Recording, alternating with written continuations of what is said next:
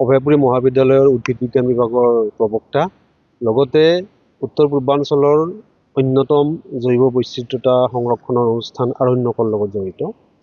আৰু এই আৰণ্যকৰ লগত জড়িত হোৱাৰ সূত্ৰে আমাৰ জিলাখনৰ বিভিন্ন জলাশয়, বিল, আৰ্দ্ৰভূমিবিলাক ঘূৰি ফুৰোঁ, বিভিন্ন তথ্যবিলাক সংগ্ৰহ কৰোঁ।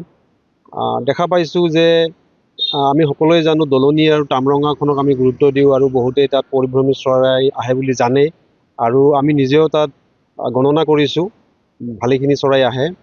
কিন্তু এইবাৰ মালেগড়ৰ ওচৰত যিখন ৰৌমাৰী বিলখনত মই নিজেই যোৱাকালি গৈছিলোঁ, আৰু বিলখন প্ৰায় 70 হেক্টৰ এৰিয়া সামৰি আছে।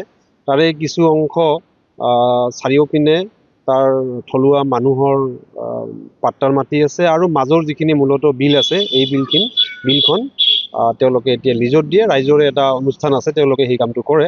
যিয়ে নহওক, এই বিলখনৰ যিখিনি চৰাই দেখিলোঁ, মই 3 ঘণ্টা সময় তাত আছিলোঁ, আৰু 3 ঘণ্টাত প্ৰায় 29-30টা প্ৰজাতিৰ চৰাই আৰু প্ৰায় 500টামান চৰাই মই গণিবলৈ সক্ষম হৈছিলোঁ। আৰু তাতে 7-8টামান পৰিভ্ৰমী হাঁহৰ প্ৰজাতি আছিলে। তাৰ ভিতৰত ৰেড ক্ৰেষ্টেড পচাৰ্ড, কমন পচাৰ্ড, কমন টিল, তাৰপিছত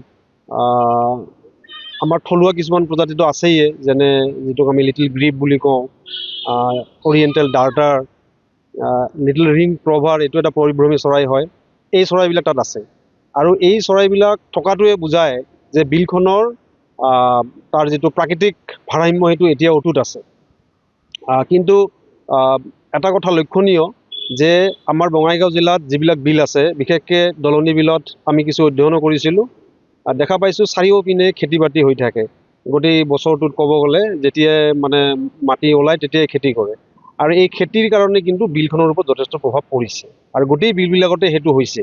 কাৰণ খেতি বাতি কৰিলে হাল বোৱা হয়, আৰু হাল বালে মাটিখিনি নৰম হৈ যায়, সেই মাটি পানীৰ লগত বাগৰি আহি তলিখন নাইকিয়া কৰে। গতিকে সেইটোৱে লাহে লাহে বিল এখন নাইকিয়া হোৱাৰ কাৰণ হৈ পৰে। গতিকে মই ভাবোঁ আমাৰ যি প্ৰশাসন আছে, যি আমাৰ বিভাগ আছে, তেওঁলোকে এই বিলবিলাকৰ সংৰক্ষণৰ কাৰণে উপায় উলিয়াব লাগে। আমি ৰাইজেও চিন্তা কৰিব লাগে কি কৰিলে আমি বিলবিলাক আমি পুনৰুদ্ধাৰ কৰিব পাৰোঁ, আৰু যি অৱস্থাত আছে অন্ততঃ এই অৱস্থাত ৰাখিলেও আমি বিশেষকৈ পৰিভ্ৰমী চৰাইবিলাক, যিবিলাক নেকি সুদূৰ মানে বিদেশৰ পৰা বহু হাজাৰ কিলোমিটাৰ অতিক্ৰম কৰি ইয়ালৈ, বিশেষকৈ আমি ৰেড ক্ৰেষ্টেড পচাৰ্ড, খুব ধুনীয়া ৰঙা মূৰীয়া হাঁহ বুলি কোৱা হয়, এই হাঁহটো ভালেখিনি আহিছে। গেদৱাল বুলি এটা হাঁহ আছে, এই হাঁহটো আহিছে। কমন টিল বুলি, ইউৰেছিয়ান কমন টিল বুলি কোৱা হয়, সেইটো হাঁহো তাতে দেখা পাইছোঁ।